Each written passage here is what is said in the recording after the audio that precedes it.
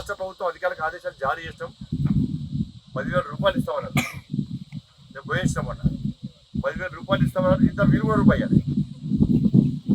రైతులు కేసీఆర్ కూడా ఏమనలే కదా, కేసీఆర్ హామీలు ఇచ్చి విస్మరిస్తున్నారు ఏమనలే కదా, ఇప్పుడు కూడా ఏమన్నారు అని చెప్పి కేసీఆర్ దగ్గర ట్రైనింగ్ తీసుకున్నారు. మీరు ఏ విధంగా మోసం చేయాలి, మోసపూరిత మాటలు ఏ విధంగా చెప్పాలి, ఏ విధంగా నమ్మించి మోసం చేయాలి, మళ్ళీ ఈ హామీ తప్పించుకోవడానికి ఇంకో హామీ ఏ విధంగా వేయాలని చెప్పి ఆలోచించిన తర్వాతనే ఆగస్టు 15 నుంచి 2 లక్షలు రుణమాఫీ చేస్తారట.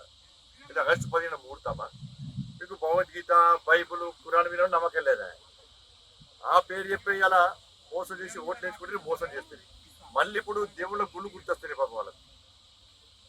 ఈ రాముని సాక్షిగా, ఆ దేవుని సాక్షిగా అని చెప్పి చెప్తున్నారు. మరి ఎన్నికల ముందు ఈ బైబుల్, ఖురాన్, భగవద్గీత ఏడమైంది? ఇప్పుడు ఆగస్టు 15 ఏం డేట్ అది? ఇలా జూన్ 4వ తారీఖు నాడు ఎన్నికల కౌంటింగ్ అయిపోతుంది, ఎన్నికల కోడ్ సవరిస్తారు. మరి జూన్ 15 నుంచే 2 లక్షల రుణమాఫీని ఎందుకు అమలు చేయలేకపోతున్నారు? మీకు వచ్చిన ఇబ్బంది ఏంది? అలాగా బోనస్ కోసము బోనస్ ఇస్తే ఈ తెలంగాణ రాష్ట్రంలో రైతులకు మీరు ఇచ్చిన హామీ ప్రకారం బోనస్ ఇస్తే దాదాపు 5,000 కోట్ల రూపాయలు ఖర్చు వస్తుంది. 5,000 కోట్ల రూపాయలు మీరు లేవా? ప్రభుత్వం దగ్గర లేవా 5,000 కోట్ల రూపాయలు?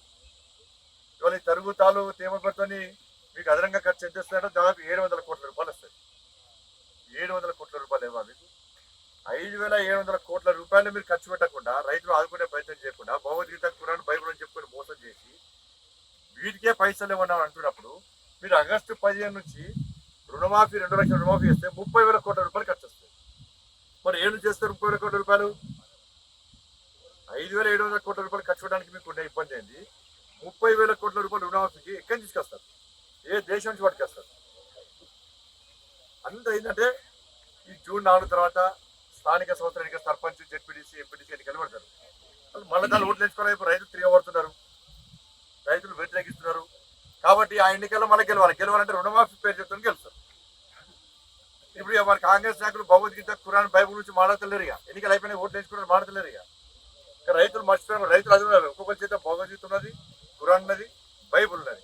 ఈసారి కొనుగోలు రైతుల గ్రామాల్లో కాంగ్రెస్ పార్టీ నాయకులు వస్తే భగవద్గీత చూపడతారు, ఖురాన్ చూపడతారు, బైబుల్ చూపడతారు, బోనస్ గురించి అడుగుతారు, రైతు భరోసా గురించి అడుగుతారు, తరుగుతారు, తేమలు కూడా కొట్టారు దాని గురించి అడుగుతారు, 2 లక్షల రూపాయలు అన్నీ అడుగుతారు. దాని సమాధానం ఎట్లా చెప్తారు చూస్తాం మేము కూడా.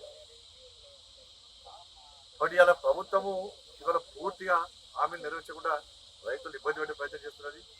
మరి ఇప్పటికైనా ప్రభుత్వము ఇచ్చిన హామీలు నెరవేర్చుకోవాలి. మీరు ఓటు రూపంలో రాజకీయ పరంగా ఆలోచించి రైతులను కోసపెట్టకండి, రైతులను ఇబ్బంది పెట్టే ప్రయత్నం చేయకండి. వెంటనే తరుగుతాలు తేమ లేకుండా మొత్తం కొనాలి. 1 కిలో కాదు, 1/2 కిలో కూడా ఖరీదుకునే అటువంటి అవకాశం లేదు. మీరే హామీ ఇచ్చారు, రైతులు ఓట్లు వేయించుకున్నారు. కాబట్టి నిన్న వర్షాల వల్ల తడిసిన ధాన్యాన్ని ఎలాంటి కటింగ్స్ లేకుండా వెంటనే ప్రభుత్వం బేషరతుగా పండించిన పట్టణ పత్తి గింజలు కొనాల్సిందే, రైతులు ఆదుకోవాల్సిందే. మరి ఇప్పుడు తడిసిందని చెప్పి ఇక్కడికి పోతారు. పోయినాక లాస్ట్కి ఏమైంది? ప్రభుత్వం సరిగా వాళ్ళని చూసుకోకపోవడం వల్ల, రైతులకు సహకరించకపోవడం వలన లాస్ట్కు 1700కు దళారీ వ్యవస్థ స్టార్ట్ అయింది మళ్ళీ.